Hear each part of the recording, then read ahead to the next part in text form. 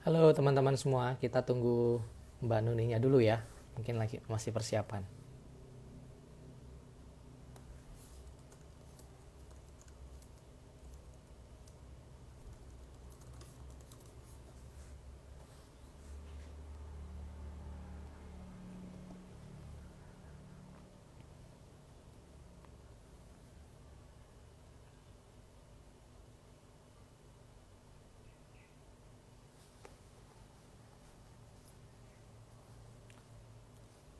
Halo, tes, tes.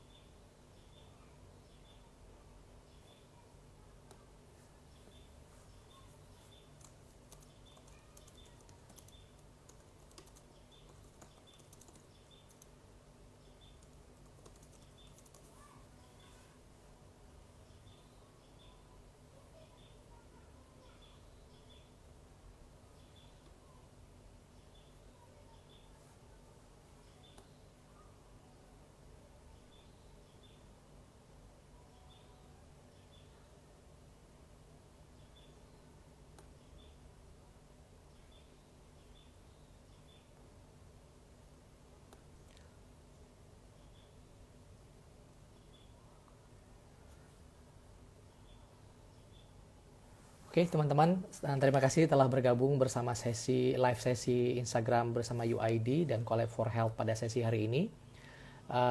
Sementara kita masih menunggu narasumber kita, sepertinya sedang ada persoalan teknis, sedang diupayakan untuk segera bergabung dengan kita. Sebelumnya, perkenalkan saya Israrudin, saya dari United University Foundations atau UID. Jadi UID ini bagi teman-teman yang belum pernah dengar, UID merupakan organisasi yang bergerak untuk mencapai masa depan yang berkelanjutan dengan mengusung tema kolaborasi lintas sektor, yaitu pemerintah, business dan civil society organizations. Dan UID untuk mencapai misi dan visi tersebut telah melaksanakan berbagai program seperti Youth Action Forum, Bekal Pemimpin, Koklas, dan Ideas Program. Dan Collab for Health yang sesi yang kita laksanakan sekarang ini merupakan sesi kolaborasi UID bersama dengan alumni-alumni dan partners UID dengan niatan berbagi inisiatif dan niatan positif yang dilakukan oleh stakeholder ataupun narasumber kita di tengah pandemi saat ini. Karena kita merasa bahwa meskipun di tengah kondisi-kondisi seperti saat ini masih banyak saudara-saudara kita yang berjuang melawan COVID-19 ini di garda terdepan, seperti tenaga kesehatan, dokter, petugas medis, bahkan pejabat-pejabat publik yang juga melaksanakan inisiatif-inisiatif tersebut. Dan sepertinya kita sudah kedatangan. Ya, untuk sesi hari ini kita akan uh, ya ditemani sudah datang narasumber kita akan ditemani oleh Ibu Kusnunia Salim selaku Wakil Gubernur Provinsi Lampung yang juga merupakan alumni program UID yaitu Ideas Fellow batch ke-6. Halo, mungkin kita panggilnya Mbak Nuni aja kali ya. Oke. Iya, oke, terima kasih Mbak Nuni, biar lebih akrab gitu ya sapaan ini, biar Mbak Nuni aja. Oke. Uh, Ya, Mbak Nuni mungkin kita akan melakukan sesi ini selama 40 sampai 45 menit ke depan. Dan nanti akan ada 20 menit sesi sharing session dari Mbak Nuni, kemudian kita akan ada 15 menit sesi tanya jawab dan ditutup oleh 5 menit closing statement. Nah, mungkin tanpa memperpanjang waktu, teman-teman juga sudah tidak sabar lagi untuk mendengar sharing dari Mbak Nuni. Mungkin Mbak Nuni bisa cerita pertama adalah bagaimana sebenarnya kondisi di Lampung saat ini terkait dengan COVID-19 ini dan apa saja inisiatif yang telah dilakukan oleh pemerintah Provinsi Lampung sendiri. Silakan, Mbak. Ya.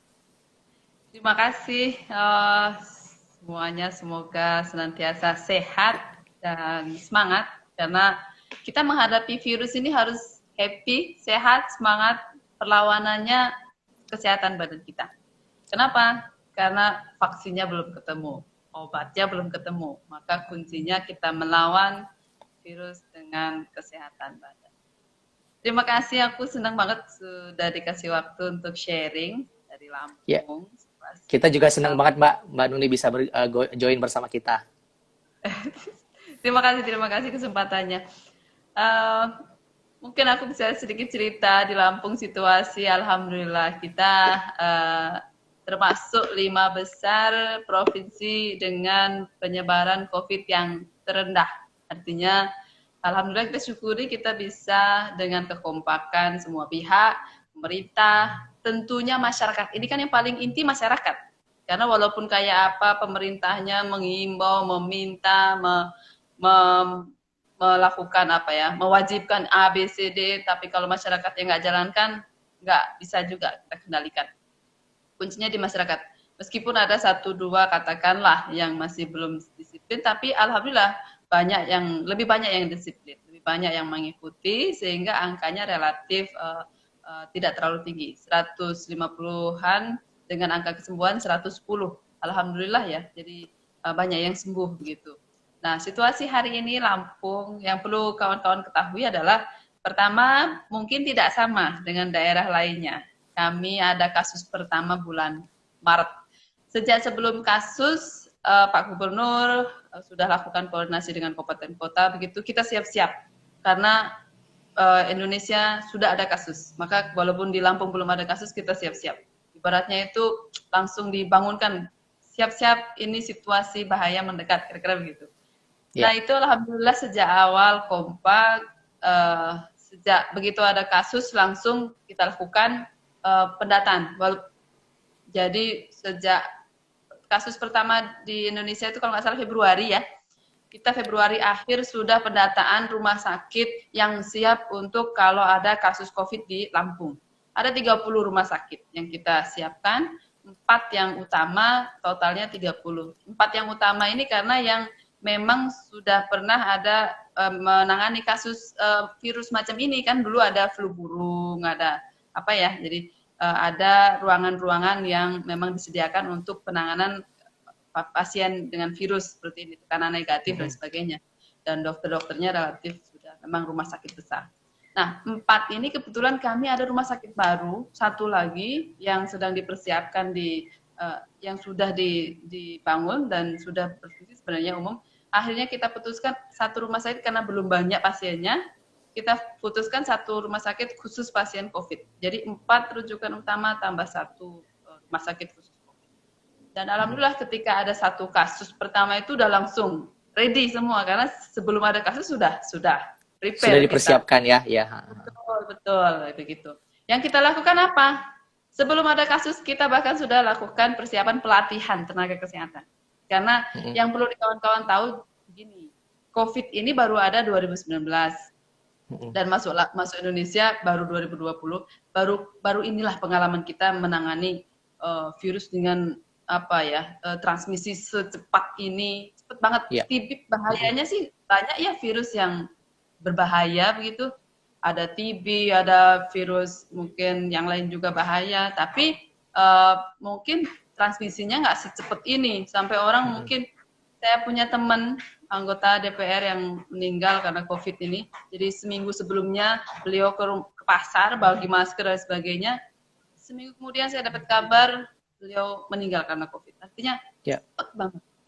Nah, situasi itulah butuh tenaga kesehatan untuk dilatih. Jadi tingkat kebahayanya seperti apa, teknisnya bagaimana, kuncinya itu di tenaga kesehatan.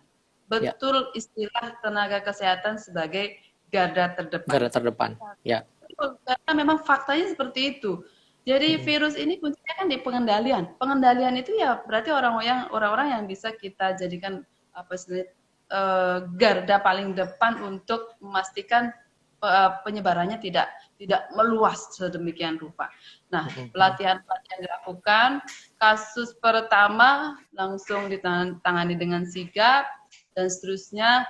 Sempat awal bobol data yang nggak tahu bagaimana ditangani Polda juga, data pasien menyebar. Kita berharap sih semua pihak ini ya, karena mungkin keponya orang tentang COVID apa dan sebagainya, semua data sebar-sebar. Kita berharap semua pihak untuk wise, untuk bijak, janganlah data-data orang disebar dan sebagainya. Jangan juga ada apa istilahnya itu dibully, dijudge bahwa kalau kena COVID ini malah petaka, ini orangnya kena Kutukan gitu ya. kutukan gitu. Jangan, justru harus dikuatkan. Karena belum ada vaksin, belum ada obat, jangan diserang psikologisnya. Ya, ya. Sempat ngalami kesulitan juga loh waktu ada yang meninggal. Jadi di Lampung bulan Maret akhir begitu, mungkin saya tepatnya tanggalnya lupa, tapi kira-kira pada saat itu mulai ada yang meninggal. Total kita yang meninggal, prihatin yang meninggal 11. Tapi alhamdulillah yang cukup banyak. Ketika yang meninggal satu, pemakamannya. Jadi sempat kejadian, ini fakta, kejadian kesulitan menemukan tempat pemakaman. Karena semua ketakutan. Padahal sebenarnya protapnya pun sudah dijalankan. Jadi nggak sembarangan. Yang pasien COVID meninggal itu kan kainnya bukan kain kafan biasa, namanya plastik berlapis, kemudian memandikannya juga bukan dengan air biasa, dengan air desinfektan, kemudian dikafanin selapis, dikasih siraman lagi desinfektan dan sebagainya, ditutup rapat, petinya juga berlapis, ditutup rapat, disekrup, dilem lagi, jadi tidak memungkinkan ada cairan bisa keluar. Itu pun masih berapa kali kita ada penolakan. Kita siapkan makam khusus yang jauh dari pemukiman yang tidak ada penolakan. Bersyukurlah hari ini semua warga relatif menyadari bahwa situasinya kita harus bahu-membahu. Ya. Nah, kemudian sampai dengan kita nata anggaran. Jadi karena kan tadinya anggaran dipersiapkan tanpa menghitung COVID. Iya, benar. Tahun yang lalu. Nah, kemudian kita tata anggaran karena kebetulan juga pemerintah juga memang mendorong kita tata anggaran. Alhamdulillah terkumpullah cukup besar 256 miliar untuk provinsi saja, kabupaten kota juga tata. Ya memang agak pahit lah untuk pemerintahan ya, karena kita kan punya target pembangunan begitu. Akhirnya kita kurangi. Nah, tata di situ, alhamdulillah untuk pemenuhan APD. Sempat di minggu-minggu pertama sebenarnya tidak sampai habis total APD, hanya kekhawatiran APD langka apa segala macam, karena memang pada borong APD kan, sampai ibu-ibu rumah tangga belanja ke pasar pakai APD, ya Allah. Saking takutnya ya Mbak ya, saking parno gitu ya. Betul, pakai handscoon, pakai tutup kepala dan sebagainya. Nah, tapi alhamdulillah kita nggak sampai ngalami yang betul-betul nol begitu. Ada penataan anggaran, kita beli, dan APD-nya alhamdulillah cukup. Sampai dengan hari ini relatif Lampung terkendali. Kita nggak pernah PSBB. Nah, ini yang beda dengan daerah lain. Jadi kita sadar bahwa PSBB itu efeknya cukup efek dominonya cukup luas ya. Terutama mungkin ekonominya kali ya. Ekonomi cukup luas. Memang ada beberapa yang, karena kan kita diminta untuk tidak ada kerumunan. Jadi ada beberapa titik yang memungkinkan kerumunan kita tutup. Kayak tempat wisata yang menimbulkan kerumunan, terutama Lampung ini kan wilayahnya pantai, berbagai macam tempat wisata pantai yang cakep-cakep kita terpaksa tutup dulu, karena kan kalau air udahlah, sampai sekarang juga kita masih ragu untuk mau buka lagi. Nah, kemudian juga bukan menutup tempat ibadah seperti yang ditutup, kita kunci gembok, enggak, hanya kita minta sebisa mungkin, kita himbau sebisa mungkin tidak beribadah yang berkerumun. dimanapun ya, tidak beribadah Ya. yang berkerumun. Di pasar juga kita himbau sebisa mungkin, ya nggak mungkin kita larang orang belanja makanan di pasar, nanti lapar, nggak mati sakit, nanti mati lapar. Jadi Ya. kita memang himbau ketat agar warga tidak berkerumun dan seterusnya. Jadi gini, tidak PSBB, namun protokol-protokol PSBB relatif kita terapkan. Terapkan, ya benar. Termasuk di sentra-sentra ekonomi sejak awal, mall dan sebagainya tidak ada yang tutup, pasar dan sebagainya. Jadi kita langsung dari anggaran belanja sebagian kita belanjakan untuk misalkan tempat cuci tangan di pasar, kita belikan masker, kita bantu UMKM untuk tetap bergerak, kita belanja maskernya dari UMKM. Termasuk juga bikin dapur umum, selama berbulan-bulan kita bikin dapur umum untuk nyokong jangan sampai ada yang kelaparan karena COVID.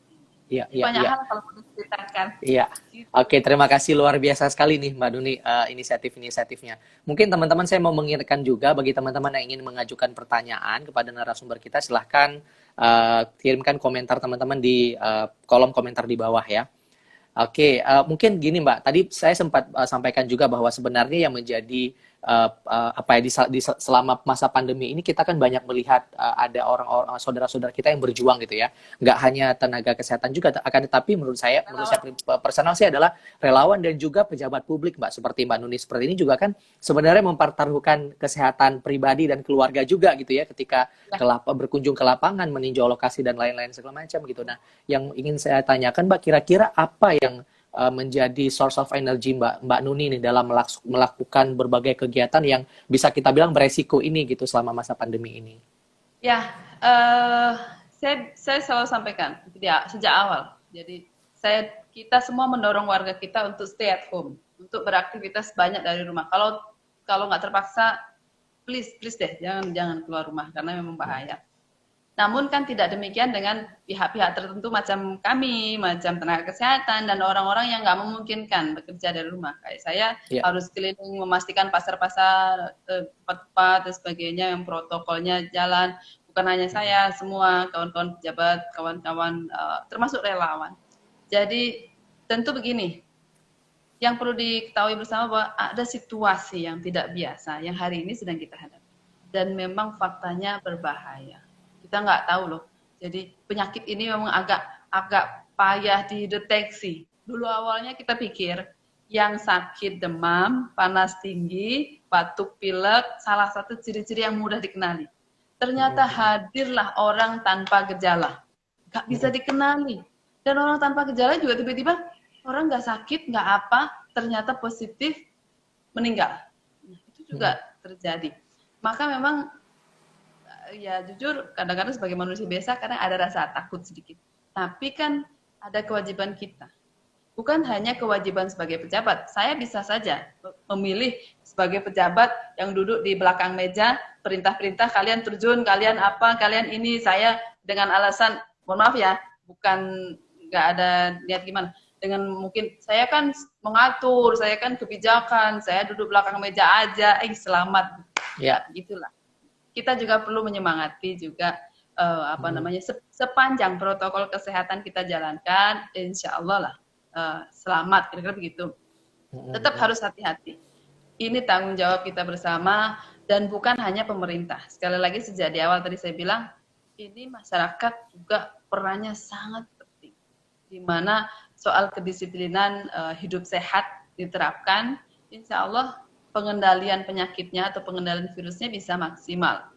Bahwa ketika yang bertugas di depan atau di garda terdepan ini mempertaruhkan nyawa, bukan tidak sedikit yang meninggal, bahkan ya dokter, perawat, tenaga, bahkan cleaning service apa di rumah sakit.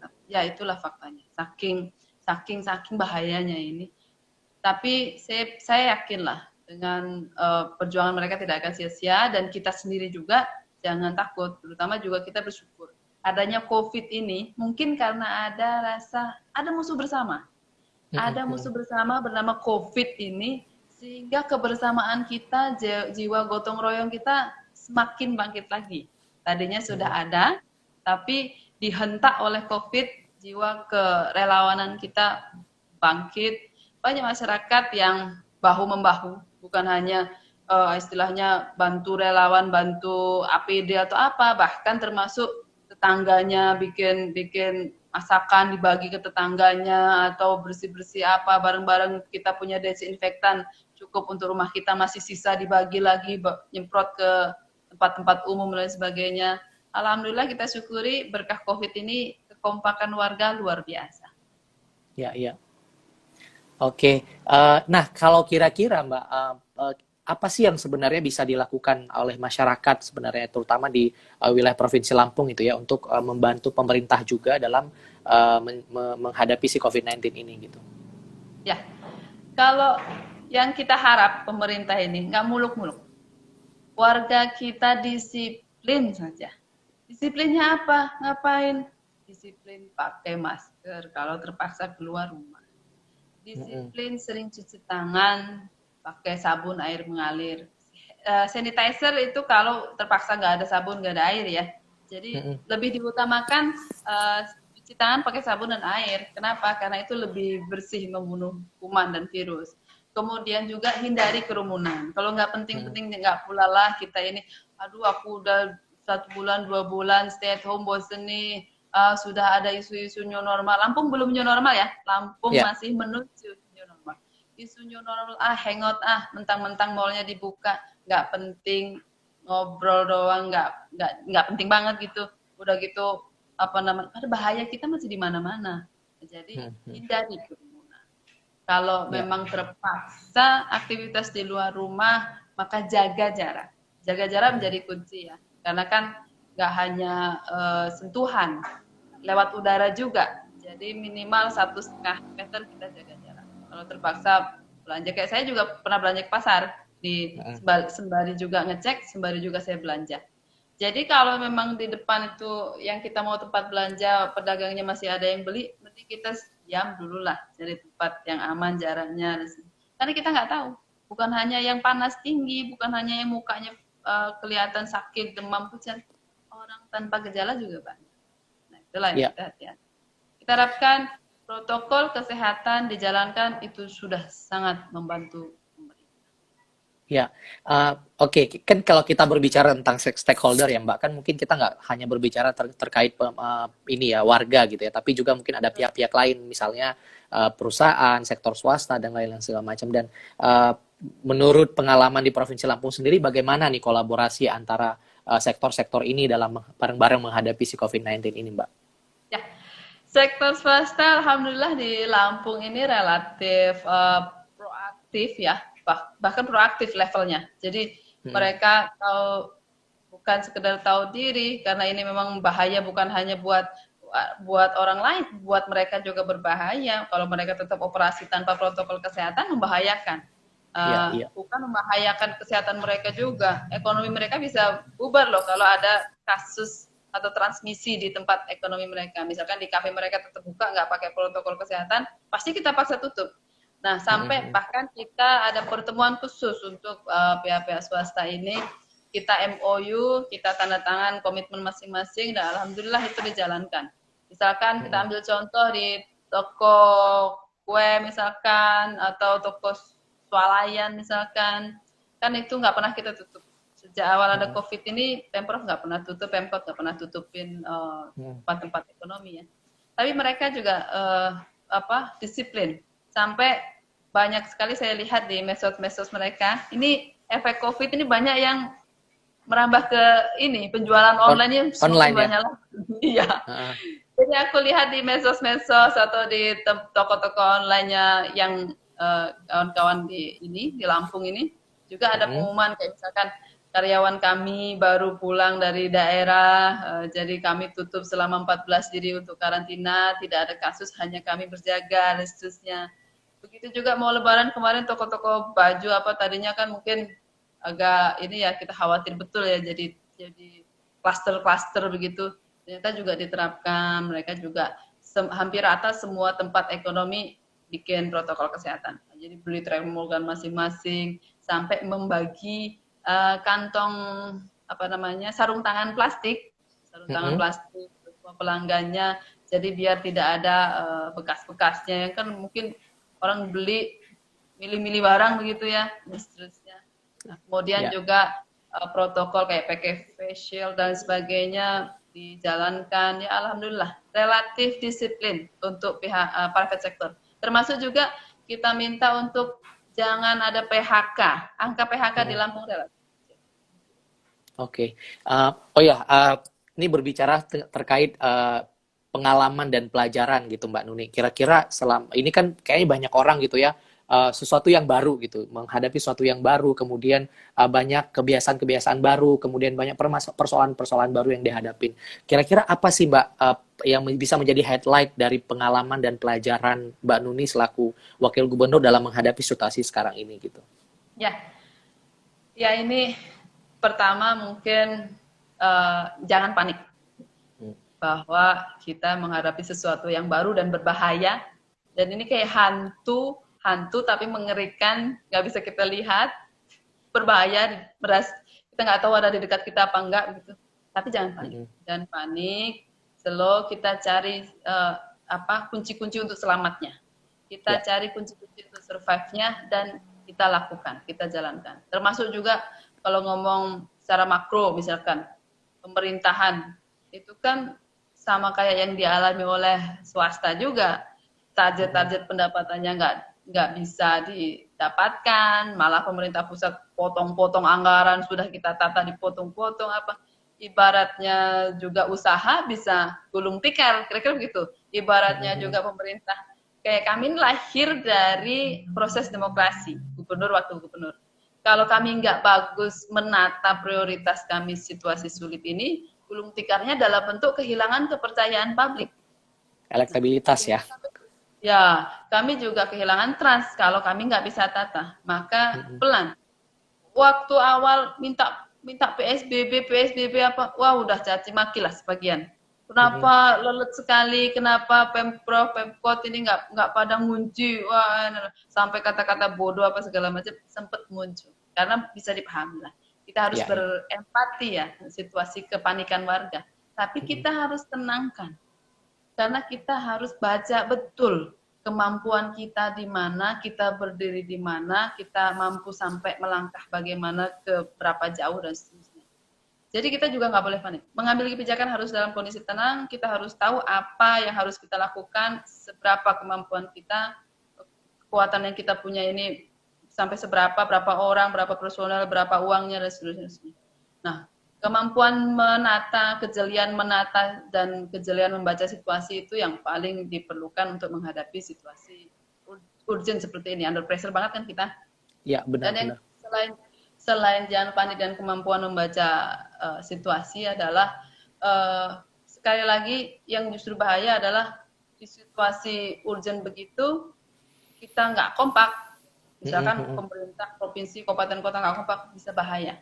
Maka Ya, kekompakan menjadi kata kunci.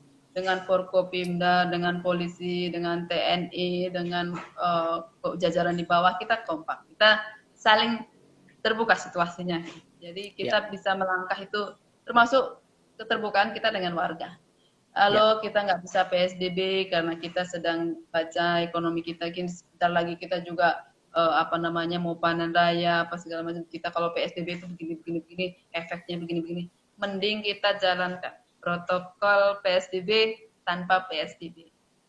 ya, ya. Berarti itu sebenarnya kunci banget ya Mbak Nuni ya. Kita ibaratnya memimpin atau di saat krisis itu kan menentukan kualitas dari apa ya, maksudnya kemampuan kita juga gitu ya. Dan yang saya tangkap juga tadi adalah bisa jadi yang sebelumnya masih kurang ada koordinasi, tapi dengan cara ini dengan ada COVID-19 ini malah jadi berkoordinasi dengan baik gitu ya, berkomunikasi dengan baik Ya, gitu salah ya. satu hikmahnya juga ini eh kalau ada istilah orang bisa karena terpaksa, itu juga hadir.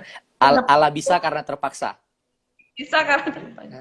Hadir karena Iya. COVID-19 ini. Seperti misalkan gini, dulu rasanya rapat kalau nggak ketemu itu kayak ya nggak bisa, kita nggak bisa, kita harus bertemu kira-kira gitu. Ya, Baru ada hasil. Gitu. Sekarang nggak, semua sekarang relatif terbiasa dengan anytime, anywhere kita bisa do something bersama-sama. Ya. Jadi apa namanya, relatif efektif, efisien dalam beberapa hal ya, termasuk juga kita geser ke digitalisasi ini. Ini Mm-mm. shifting yang dipaksa. Iya. Jadi orang dulu nggak biasa lah rapat pakai Zoom atau pakai aplikasi rapat begitu, kayaknya pakai Skype. Jadi sekarang sudah relatif membiasakan diri. Karena terbiasa secara psikologis akhirnya juga masuk. Akhirnya Mm-mm. juga ternyata lebih efektif ya, ternyata kita bisa melakukan lebih banyak hal dengan ini ya, dengan digital ya, bla bla bla. Jadi geser ke dunia digital ini untuk meminimalisasi sentuhan-sentuhan fisik ya. Karena Ya. kan virusnya agak bahaya kalau ada sentuhan-sentuhan fisik gitu. Kemudian pelayanan publik juga relatif geser ke arah digital. Digital kan. Jadi alhamdulillah banyak lah hikmahnya. Oke, terima kasih Mbak Nuli, luar biasa sekali sesi sharing sessionnya. Baiklah teman-teman, kita sekarang masuk ke sesi tanya jawab. Ini sudah banyak sekali pertanyaan yang muncul, tapi mohon maaf teman-teman, kita tidak bisa menjawab semua pertanyaan yang ada. Kita akan memilih beberapa pertanyaan ya. Pertama mungkin ini dari Arde E Sanjaya. Kapan mulai bisa urus izin keramaian Bu Wagub katanya? Oke, jadi begini, kita ini kan belum new normal secara formal, secara resmi. Yang kita Mm-mm. jalani hari ini adalah fasenya, ibaratnya sakit badan kita ini lagi fase pemulihan. Mm-mm. Tapi belum total pemulihan karena masih ada yang sakit, masih ada angka-angka penambahan kan gitu. Mm-mm. Tapi sudah landai, sudah turun landai. Nah, Mm-mm. fase pemulihan ini kita menuju new normal. Nggak bisa normal sepenuhnya karena COVID-nya masih ada, vaksinnya Masih belum ada. ditemukan, obatnya belum ditemukan. Nah, kalau soal izin keramaian yang sifatnya keramaian seperti apa dulu? Kalau yang Mm. saya sering posting di Instagram saya ini, kalau mau menikah, oke lah, sudah bisa persiapan-persiapan 30 orang maksimal, seterusnya ada protap-protap. Tapi kalau izin keramaian yang sifatnya kerumunan sampai di atas 30, bisa 100, bisa 1000, belum bisa. Belum Jadi bisa. belum bisa sampai dengan nanti ada arahan dari apa namanya pemerintah pusat, dan pemerintah pusat pun arahannya kita pun harus selalu melakukan evaluasi ya di daerah Mm-mm. masing-masing. Jadi pusat Ya. juga menyesuaikan daerahnya, Mm-mm. termasuk kalau daerah merah ya nggak bisa sama kebijakannya dengan daerah hijau gitu. Sampai Ya. dengan hari ini belum bisa. Oke, terima kasih Mbak Nuni. Berikutnya kita dari Teresia Karu. Kalau Lampung tidak ada PSBB, bagaimana pemerintah Lampung menyampaikan dan mengajak masyarakat untuk menjalankan physical distancing?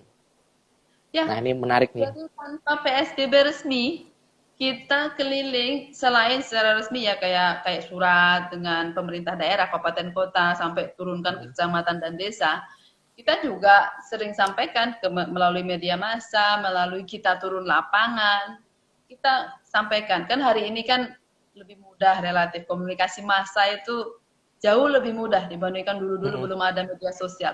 Hari ini dengan media sosial kita sangat terbantu untuk menyampaikan update terkini, kita tiap hari update. Kita itu pemerintah provinsi pagi dan sore ada update situasi. Mm-mm. Update sampai apa yang kita lakukan terkait COVID ini, jumlah pasien berapa, ODP berapa, PDP berapa, meninggal berapa, masih dirawat berapa, orang dengan tanpa gejala berapa, kemudian apa yang harus dilakukan, memasuki Ramadan, apa yang harus dilakukan, jangan berkerumun, jangan, udah kita minta untuk meminimalisir takjil-takjil biasanya lebih banyak di pinggir jalan. Kalau nggak penting-penting banget bisa masak sendiri, masaklah sendiri di rumah. Takjilnya Mm-mm. cukup, jual takjil drastis lah ya. Mm-mm. Sisi lain kita sedih lah, banyak yang terefek secara ekonomi. Namun juga kan demi kesehatan keselamatan. Ya. Lewat media massa, lewat kunjungan lapangan, lewat sosialisasi lewat petugas-petugas dan media sosial yang paling efektif. Jadi Oke, terima kasih. Berikutnya ini ada dari Ahlul Ilmi. Apa yang paling diprioritaskan oleh Ibu sebagai Wakil Gubernur Lampung dalam menanggulangi dampak COVID-19? Jadi yang paling diprioritaskan gitu, Mbak, dalam menanggulangi dampak ini. pasti kesehatan. Keselamatan warga itu di atas semuanya. Yang paling utama kesehatan. Ekonomi yang selanjutnya. Jadi ekonomi tidak bisa mengalahkan nyawanya warga kita. Yang paling utama adalah ekonomi.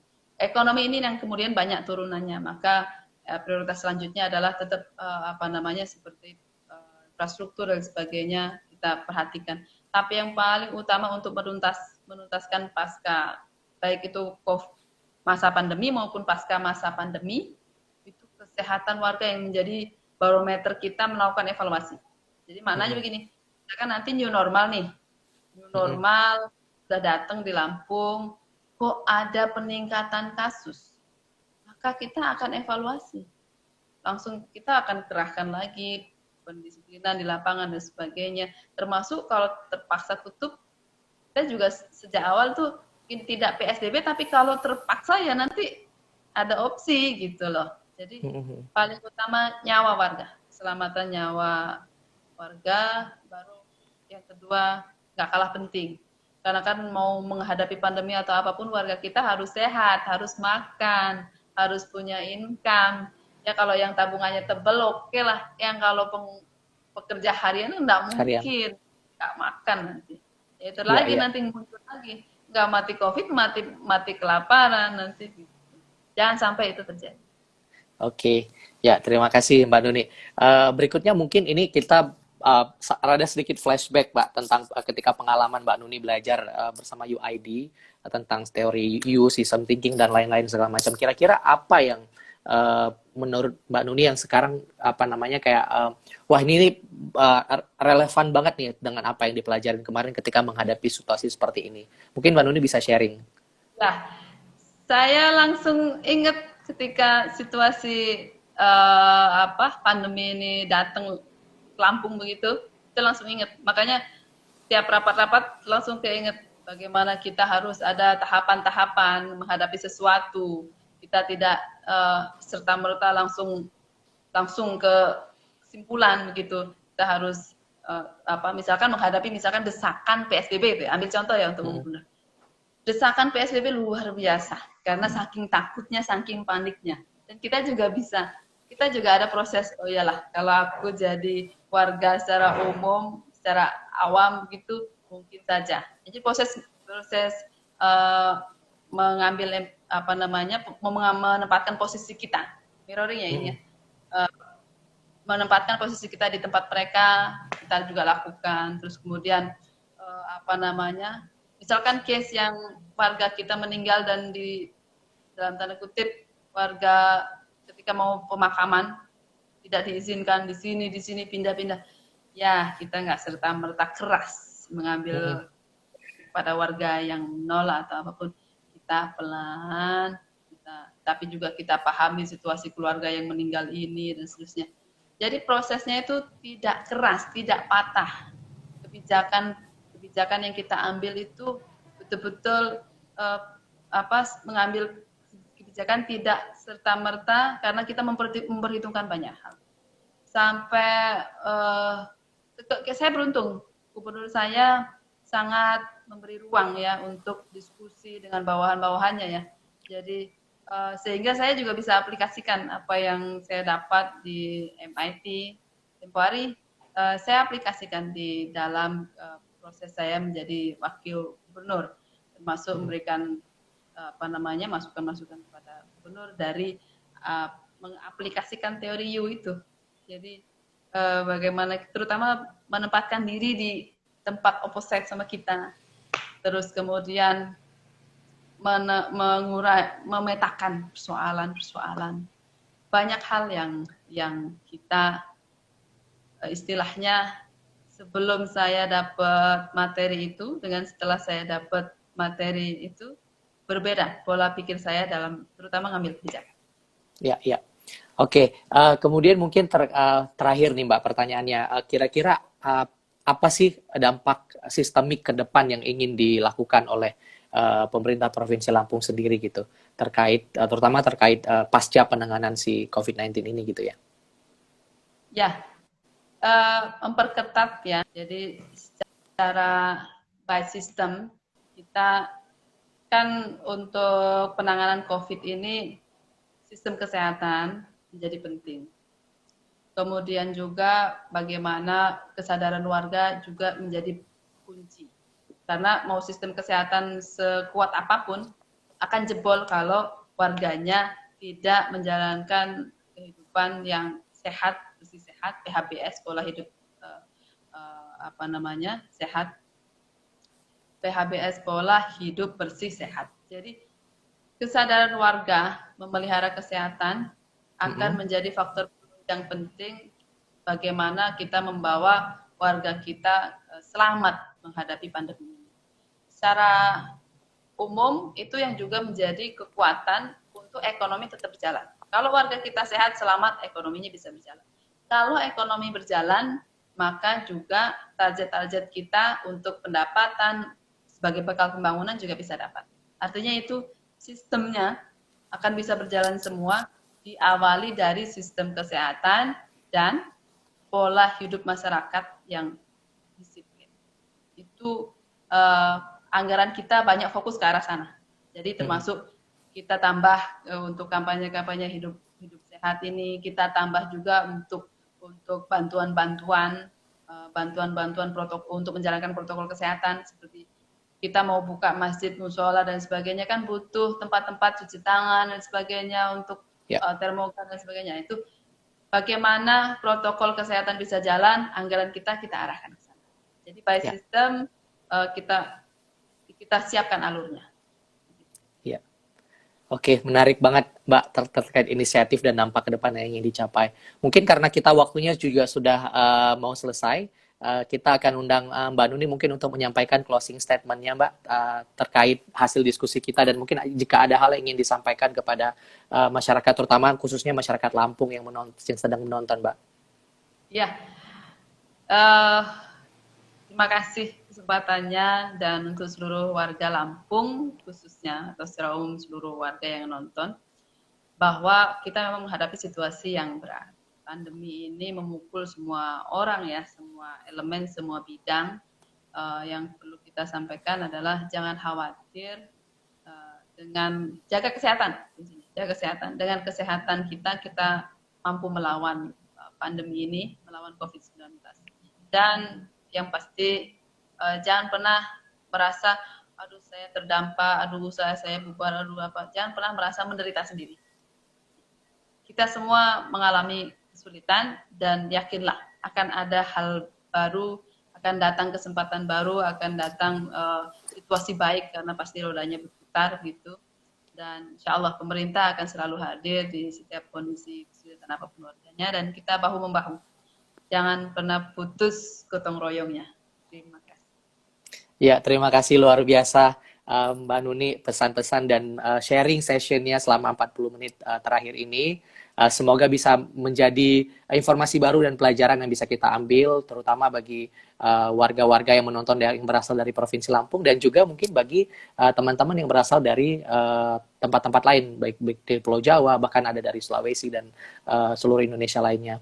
Terima kasih teman-teman atas sesinya. Semoga sesi ini bermanfaat, dan sekali lagi kita akan mengingatkan nanti sore juga kita akan ada live session lagi bersama dengan Ibu Atika. Beliau juga mungkin teman Mbak Nuni juga di Ideas. Ya, Mbak Atika. Siap. Mbak Atika merupakan Kepala Dinas Diskominfo DKI Jakarta yang juga akan sharing terkait dengan inisiatif di pemerintah Provinsi DKI Jakarta. Sekali lagi terima kasih Mbak Nuni atas waktunya. Mohon maaf mengganggu waktu siangnya. Terima kasih sekali lagi teman-teman sudah bergabung. Selamat siang. Assalamualaikum warahmatullahi wabarakatuh. Waalaikumsalam warahmatullahi wabarakatuh.